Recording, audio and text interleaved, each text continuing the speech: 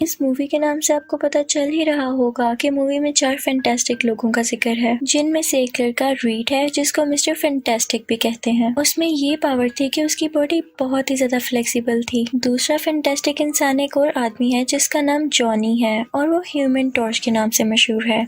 उसकी एबिलिटी ये थी कि वो फायर का बन जाया करता था। तीसरा था पेन जिसे दी थिंग भी कहा जाता था और वो पत्थर का बन जाता था। और फोर्थ थी एक लड़की सुजन जो कि इनविजिबल हो जाया करती थी और उसे इनविजिबल वुमेन कहते थे। अब मूवी शुरू होती है तो हम देखते हैं कि रीड और पेन एक ऑफिस में जाते हैं और वो ऑफिस था किसी डॉक्टर का जिसे स्पेस से जुड़ी सब बातों के बारे में बहुत कुछ इन्फॉर्मेशन थी। इनफैक्ट मिस्टर फैंटास्टिक यानी रीड को ये लगता था कि स्पेस में बादलों से लाखों साल पहले जमीन में कुछ तब्दीलियां आई हैं। वहाँ पर एक लड़की सुजन भी होती है जो कि रीड के साथ पहले रिलेशन में थी, लेकिन अब वो इस डॉक्टर के साथ रिलेशनशिप में थी जिसके पास वो दोनों आए थे, यानी डॉक्टर डूम। ये सब क्लास फेलोज थे, लेकिन डॉक्टर डूम इसलिए इतना ज्यादा रिच हो गया था क्योंकि वो पैसे कमाने के लिए किसी भी हद तक जा सकता था। रीड स्पेस के बारे में बहुत कुछ जानना चाहता था जिसके लिए वो डूम से बात करता है। वो कहता है कि अगर तुम ये काम करना चाहते ही हो तो इसका 75% प्रॉफिट तुम्हें मुझे देना होगा। तो रीड मान जाता है। अब हम देखते हैं कि उस प्रोजेक्ट के लिए स्पेस पर जाने के लिए ये सब यानी फैंटास्टिक फोर और डॉक्टर डूम निकल पड़ते हैं। फिर हम देखते हैं कि स्पेस में एक स्टॉर्म आ रहा है यानी तूफान आ रहा है और बेन भी बाहर ही होता है। वो लोग बेन को बचाने की बहुत कोशिश करते हैं और इसी दौरान उनसे वो एक्टिवेशन शील्ड भी नहीं खुलती, तो वो तूफान स्पेस स्टेशन के अंदर आने लगता है। और फिर हम देखते हैं कि वो लोग जमीन पर वापस आ जाते हैं। बेन की तबीयत काफी खराब हो चुकी थी तो वो 3 दिन बाद होश में आता है और सुजन की तबीयत भी यहाँ कुछ ज्यादा ठीक नहीं थी, तो रीड उसके लिए सनफ्लावर्स लाता है। वहाँ पर जॉनी भी होता है और नर्स उसका टेम्परेचर चेक करती है जो कि काफी ज्यादा था और शाम को वो दोनों घूमने जाते हैं, लेकिन हवा ज्यादा होने की वजह से उसकी बॉडी पर आग लग जाती है और वो सीधा बर्फ में चला जाता है ताकि वो अपनी आग को जल्द से जल्द बुझा सके। दूसरी तरफ हम देखते हैं कि डॉक्टर डूम काफी गुस्से में होता है। उसे लग रहा था कि रीड के आने की वजह से उसकी कंपनी को नुकसान हो रहा है और अब उसमें भी पता नहीं एबिलिटीज कहाँ से आ गई थी कि वो बिना हाथ लगाए चीजों को हिला लेता था। फिर हमें दिखाया जाता है कि रीड और सुजन एक जगह पर मिलते हैं। रीड सुजन को कह रहा होता है कि मैं खुश हूँ कि तुम उस नए आदमी के साथ बहुत खुश हो। सुजन को काफी अजीब लगता है कि इसे कोई फर्क ही नहीं पड़ रहा। उसे काफी गुस्सा आ जाता है और इसी गुस्से की वजह से वो इनविजिबल हो जाती है। वो अपनी इस एबिलिटी के बारे में बिल्कुल भी नहीं जानती थी। इसी गुस्से में उसे एक बोतल भी गिर जाती है, लेकिन रीड अपना हाथ लंबा करके वो बोतल पकड़ लेता है और गिरने ही नहीं देता। यहाँ पर रीड को भी पहली बार पता चलता है कि उसकी बॉडी फ्लेक्सिबल है और तभी वहाँ पर जॉनी भी आ जाता है जिसे खुद रिसेंटली अपनी फायर एबिलिटीज के बारे में पता चला था।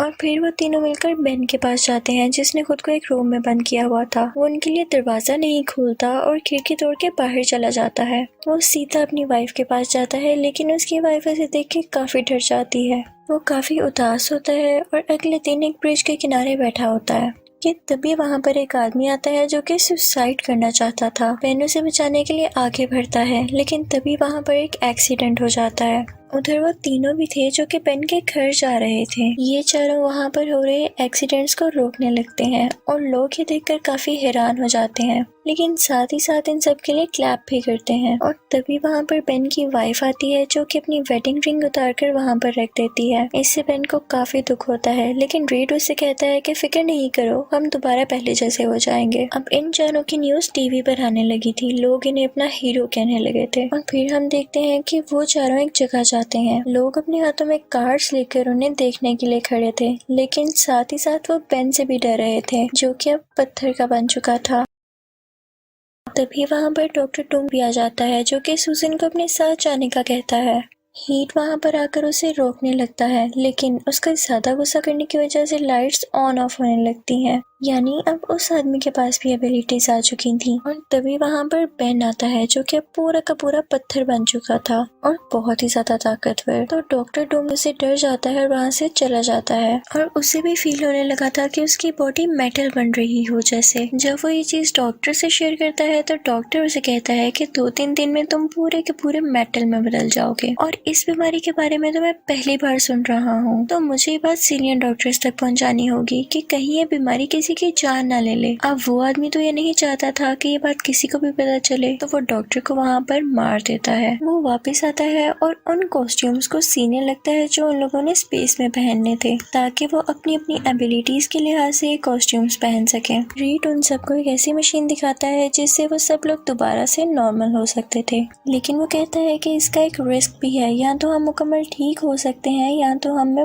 बहुत सारी एबिलिटीज आ जाएंगी। फिर हमें पता चलता है कि कुछ लोग डॉक्टर डूम की कंपनी पर कब्जा करना चाहते थे, और यहाँ उस आदमी को पता चलता है कि उसमें ये एबिलिटीज हैं कि वो करंट स्टोर कर सकता है। तो वो जाता है और उस आदमी को करंट लगाकर मार देता है। दूसरी तरफ हम देखते हैं कि जॉनी अपनी बाइक के स्टंट्स करने के लिए बाहर निकल जाता है, हालांकि उसे मना भी किया गया था, और बाकी तीन उसे वापस बुलाने जाते हैं और उसके बाद वो सब घर आ जाते हैं। लेकिन हम देखते हैं कि बेन रात में एक बार में बैठा होता है तो एक लड़की उसे अच्छी लगने लगती है। इनफैक्ट वो लड़की अंधी थी और देख नहीं सकती थी, तो वो बेन के पास आकर बातें करने लगती है और उसे बेन से डर भी नहीं लगता। हम दूसरी तरफ हम देखते हैं कि डॉक्टर डूम रीड से बहुत नफरत करता था, इसलिए वो उसके ऑफिस में कैमरास लगा देता है ताकि वो उसे मॉनिटर कर सके। और फिर वो बेन के पास भी जाता है और उससे कहता है कि रीड तुम्हें ठीक ही नहीं करना चाहता और वो तो सिर्फ सूजन से प्यार करता है। और तभी रीड और सूजन वहाँ पर आते हैं, तो ये देखकर बेन काफी गुस्सा हो जाता है और वहाँ से चला जाता है और गुस्से में खुद पर ही उस मशीन से एक्सपेरिमेंट करने लगता है। लेकिन उस मशीन की बैटरी लो थी तो वो एक्सपेरिमेंट फेल हो जाता है। अब हम देखते हैं कि वो आदमी बेन को दोबारा बुलाता है ताकि वो उस पर एक्सपेरिमेंट्स कर सके, और उस दौरान बेन की बॉडी से जितनी भी रेडिएशंस निकलती हैं वो उन्हें खुद एब्जॉर्ब कर लेता है और ज्यादा पावरफुल हो जाता है। और यहाँ पर बेन काफी वीक हो जाता है और फिर वो आदमी रीड पर भी अटैक कर देता है और उसे उठाकर अपने ऑफिस ले आता है और उसे एक बहुत ही ज्यादा ठंडी जगह पर रख देता है। और फिर वो जॉनी को ढूंढने के लिए एक मिसाइल फेंकता है। जॉनी अपनी बहन के साथ खड़ा होता है, वो दूर से वो मिसाइल देख लेता है। उसे पता चल जाता है कि अगर ये यहाँ पर आया तो हम लोग तबाह हो जाएंगे, तो वो बिल्डिंग से जंप लगा देता है और नीचे गिरते हुए अपनी बॉडी का टेम्परेचर इतना ज्यादा कर लेता है कि वो उड़ने लगे। तो वो दूर जाकर पानी में गिरता है और वो मिसाइल भी वहाँ पर फट जाता है। अब बेन का दिल यहाँ पर रीड के लिए मेल्ट हो रहा था और वो उसे बचाने के लिए वापस उस मशीन में जाता है और दोबारा से पत्थर बन के बाहर आ जाता है। वो उस आदमी के पास जाता है तो वहाँ पर सूजन और उस आदमी की लड़ाई हो रही होती है, तो बेन उसे जाकर बहुत मारता है और गिरा देता है। वो आदमी यहाँ पर पूरा का पूरा मेटल बन चुका था और वो बेन से लड़ने के लिए उठ खड़ा होता है। वहाँ पर जॉनी भी आ जाता है, तो हीट उससे कहता है कि अपनी बॉडी से बहुत ज्यादा आग बाहर निकालो, और सूजन भी अपनी एबिलिटीज यूज करते हुए वह सारी की सारी हीट उस आदमी की तरफ फेंक देती है। और जाहिर है वो आदमी मेटल का बना था तो उसकी बॉडी पिघलने लगती है, और तभी बेन उस पर ठंडा पानी फेंक देता है जिससे वो वहीं पर फ्रीज हो जाता है। फिर हम देखते हैं कि वो सब काफी खुश होते हैं कि उन्होंने अपने दुश्मन को किस तरह से हरा दिया, और वो लोग एक पार्टी में जाते हैं जहाँ पर हीट सूजन को फाइनली प्रपोज कर देता है। लेकिन हमें ये भी बताया जाता है कि वो आदमी यानी डॉक्टर डूम अभी भी नहीं मरा था। और इसी के साथ इस मूवी का पार्ट 1 यही एंड हो जाता है। अब इस मूवी का पार्ट 2 स्टार्ट होते ही हम देखते हैं कि स्पेस से एक बहुत ही ज्यादा चमकदार चीज दुनिया की तरफ आ रही है, और वो जहाँ जहाँ से गुजर रही है वहाँ पर अंधेरा होता जा रहा है। ये न्यूज हर तरफ फैल रही थी, और इसके अलावा एक और न्यूज भी थी जो कि ट्रेंडिंग थी, और वो ये कि सूजन और रीड शादी कर रहे हैं। सूजन अपनी शादी के लिए बहुत एक्साइटेड थी, जबकि रीड ये जानना चाहता था कि वो ऐसी क्या चीज है जो हर जगह अंधेरा कर रही है, और इसी पर वो रिसर्च कर रहा था। तो सूजन का भाई जॉनी उसके पास आता है और कहता है कि यार शादी से पहले मुझे पार्टी दो, वरना मैं अपनी बहन को सब बता दूंगा कि तुम्हें तो शादी की कोई खुशी ही नहीं है। तो रीड कहता है कि अच्छा दे दूंगा।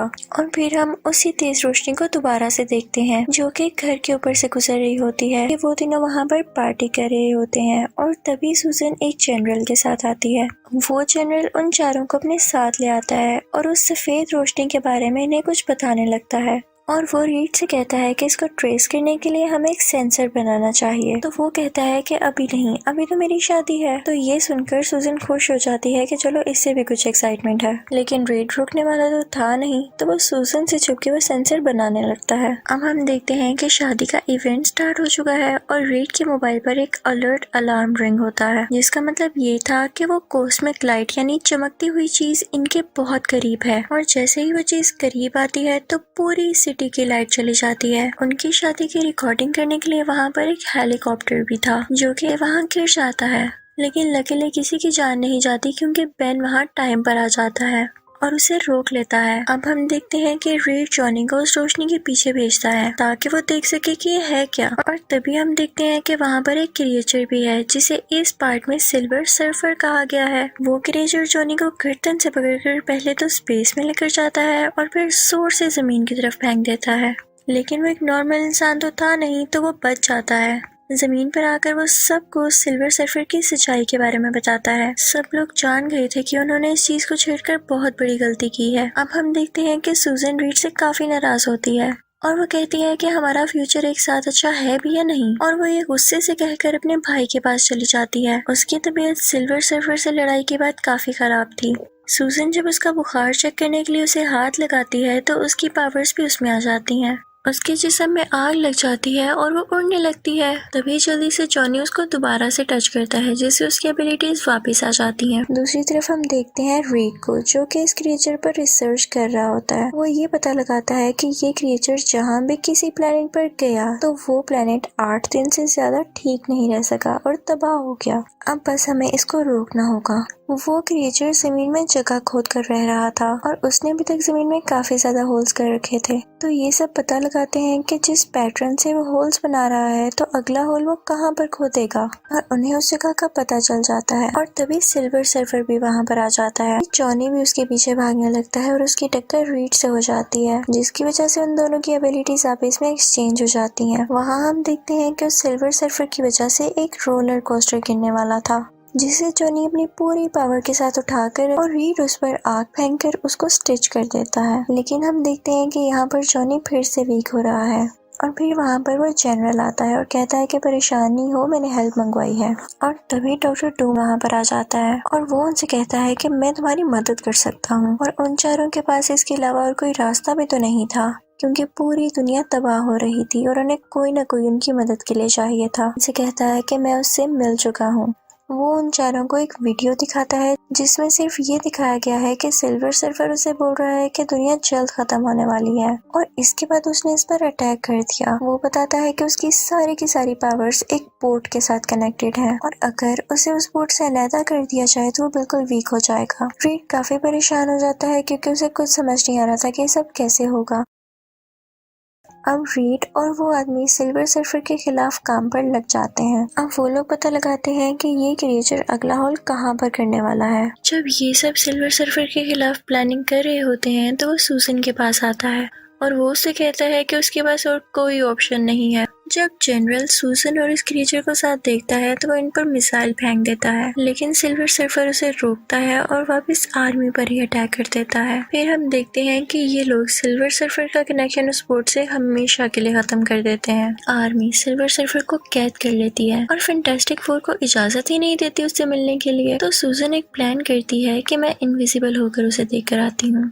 वहाँ पर वो देखती है कि आर्मी का एक बंदा उसे टॉर्चर कर रहा होता है कि तभी वहाँ पर उससे कोई मिलने आ जाता है और वो क्रिएचर अकेला रह जाता है। और यहाँ पर सूजन उस क्रिएचर से अकेले में बात कर पा रही थी। जब सूजन सिल्वर सर्फर से बात करती है तो उसे पता चलता है कि वो किसी के अंडर काम कर रहा है। वो कहता है कि उसे अपनी जान बचाने के लिए मुझे प्लैनेट्स को तबाह करना पड़ता है। तो सूजन उससे पूछती है कि अगर तुम तबाही मचाते हो तो तुमने मुझे क्यों मिसाइल से बचाया। तो सिल्वर सर्फर उसे कहता है कि तुम किसी से मिलती हो, उस लड़की से जिसे मैं पसंद किया करता था। वो बताता है कि मुझे जो कंट्रोल कर रहा है उसका नाम गैलेक्टस है और वो बहुत जल्द यहाँ आने वाला है। और फिर हम देखते हैं कि वो इस दुनिया के काफी करीब आ गया है। और दूसरी तरफ हम देखते हैं कि जनरल ने उस आदमी को इजाजत दे दी थी कि वो बोट पर काम कर ले, लेकिन वो आदमी यानी डॉक्टर डूम बोट पर जाकर उनसे दगा कर लेता है, यानी उन्हें धोखा दे देता है और वो खुद उस बोट को कंट्रोल करने लगता है।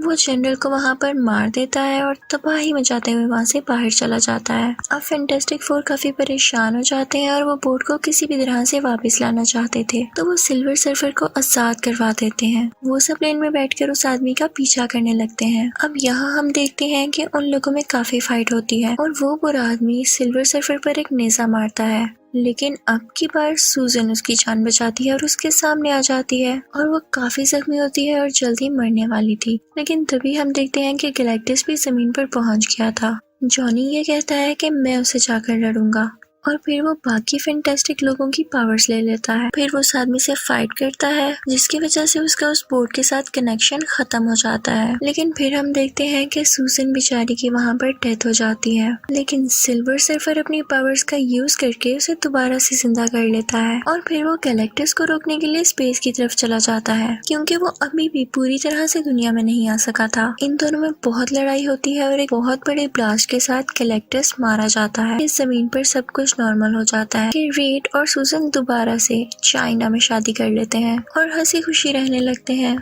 लेकिन हमें दिखाया जाता है कि स्पेस में सिल्वर सर्फर अभी भी जिंदा है और इसी के साथ इस मूवी का पार्ट 2 भी एंड हो जाता है। अब इस मूवी का पार्ट 3 स्टार्ट होता है और हम एक क्लासरूम में एक बच्चे रीड को देखते हैं जो कि अपने फ्यूचर गोल्स बता रहा होता है। वो कहता है कि मैं ऐसा बनना चाहता हूँ कि मैं खुद को किसी भी वक्त किसी भी जगह पर टेलीपोर्ट कर सकूं और मैं ऐसे ही किसी मशीन पर काम भी कर रहा हूँ। तो टीचर उसे कहता है कि फैंटेसी की दुनिया से बाहर आ जाओ और मुझे कल फिर से बताना कि आखिर तुम बनना क्या चाहते हो। उसी की क्लास में एक और लड़का होता है जिसका नाम बेन था। उसकी अपने बड़े भाई के साथ काफी लड़ाई होती थी। अब रात होती है तो बेन को कुछ आवाज आती है और जब वो अपने जंक यार्ड में जाकर देखता है तो रीड वहाँ पर उसका पावर कन्वर्टर चोरी कर रहा होता है। अब बेन चाहता तो वो रीड को उसकी चोरी की सजा दे सकता था, लेकिन क्योंकि उसका भाई उसे काफी मारा करता था और ये पावर कन्वर्टर भी उसी का था तो इसलिए वो उसे ये चीज दे देता है और यहाँ इन दोनों की काफी अच्छी दोस्ती हो जाती है और वो दोनों साथ ही ये मशीन बनाने में लग जाते हैं। फिर हम देखते हैं कि कुछ साल गुजरते हैं और ये दोनों बड़े हो चुके हैं। एक दिन इनके स्कूल में एक साइंस फेयर लगता है जिसमें ये अपनी मशीन भी लेकर जाते हैं।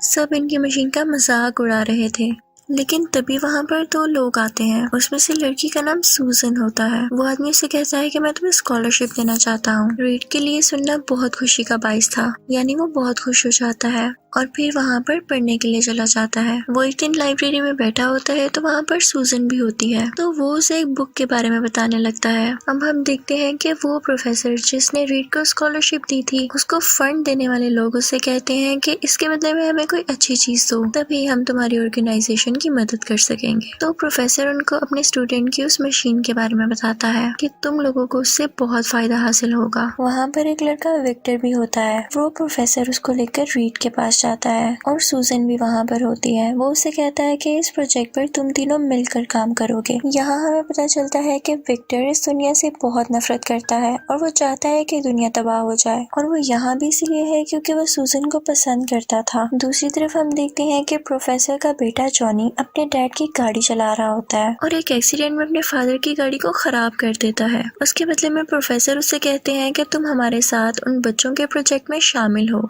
और फिर वो चारों उस प्रोजेक्ट पर काम करने लगते हैं। लेकिन इसी दौरान हम नोटिस करते हैं कि सूजन और रीड के आपस में काफी अच्छी दोस्ती हो गई थी और विक्टर ये सब देखकर जेलस होता था। अब इन सब का प्रोजेक्ट बिल्कुल मुकम्मल हो चुका था और वो इस मशीन का पहला एक्सपेरिमेंट करने के लिए एक मंकी को चूज करते हैं। उनका प्लान उस मंकी को स्पेस में भेजकर वापस लाने का था, लेकिन जिन लोगों ने इस प्रोजेक्ट पर पैसे लगाए थे वो कहते हैं कि क्यों ना नासा को भी बीच में शामिल कर लिया जाए। लेकिन किसी को भी ये बात पसंद नहीं आती क्योंकि उनकी मेहनत का क्रेडिट नासा ले लेगा। वो कहते हैं कि दुनिया उस आदमी को तो याद रखती है जिसने चांद पर पहला कदम रखा था, लेकिन कोई भी उसके बारे में नहीं जानता जिसने वो जहाज बनाया या रॉकेट बनाया जिस पर वो आदमी गया था। तो इसीलिए हम तीनों ही पहले दूसरी दुनिया में जाएंगे ताकि दुनिया हमें याद रखे। हम ही वो पहले इंसान बनेंगे जिसने दूसरी दुनिया में पहला कदम रखा और उसके बाद चाहे नासा को इन्वॉल्व कर लेना। रीड पेन को भी साथ ले जाना चाहता था क्योंकि इन दोनों दोस्तों ने काफी साल इकट्ठे मेहनत की थी। अब जैसे ये चारों वहाँ पर पहुँचते हैं और अपना झंडा वहाँ पर लगाने लगते हैं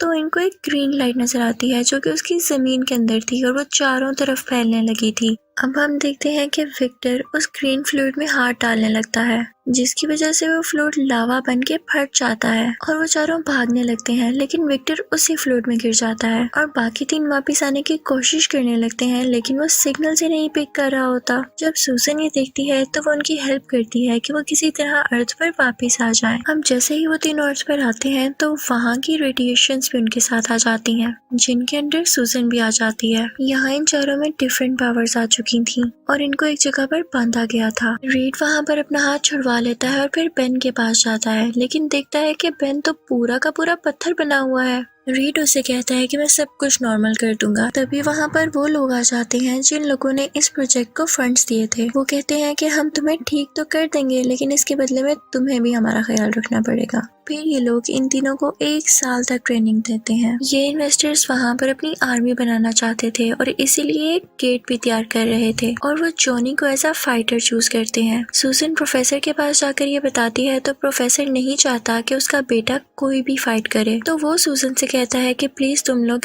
रीड को वापस बुला लो ताकि वो आके हमारी मदद कर सके। लेकिन वो सब रीड से नाराज थे क्योंकि वो उन्हें छोड़कर भाग गया था। लेकिन प्रोफेसर यहाँ पे दुखी हो जाता है और कहता है कि कुछ तो ख्याल करो, जॉनी तुम्हारा भाई है, क्या तुम चाहोगे कि वो किसी भी फाइट में मारा जाए? तो फिर सुसन इमोशनल होकर उसको ढूंढने लगती है और लकीली उसे उसका पता मिल जाता है। सुसन उससे उसकी हेल्प मांगती है कि हमें एक गेट बनाना है, तो रीड वो गेट बनाने में उनकी हेल्प कर देता है। अब हम देखते हैं कि कुछ साइंटिस्ट उस दुनिया में जाते हैं और उन्हें वहाँ पर विक्टर मिलता है, तो वो विक्टर को अपने साथ ले आते हैं। वो उससे पूछते हैं कि तुम इतना टाइम कैसे जिंदा रहे, तो वो उन सबको बताता है कि वहाँ पर ऐसी रेडिएशन थी जिन्होंने मुझे जिंदा रखा हुआ था और मुझे साथ साथ एनर्जी मिल रही थी। जो कॉस्ट्यूम उसने स्पेस में जाने से पहले पहना था वो अब एक स्टील का कॉस्ट्यूम बन गया था जिसने उसकी बॉडी को पूरी तरह से कवर किया हुआ था। विक्टर कहता है कि मैं अपनी दुनिया बसाना चाहता था और अगर इसके लिए ये दुनिया खत्म भी होती है तो मुझे कोई परवाह नहीं। और इसी के साथ वो पास खड़े हुए लोगों को मारने लगता है बहुत ही बुरी तरह से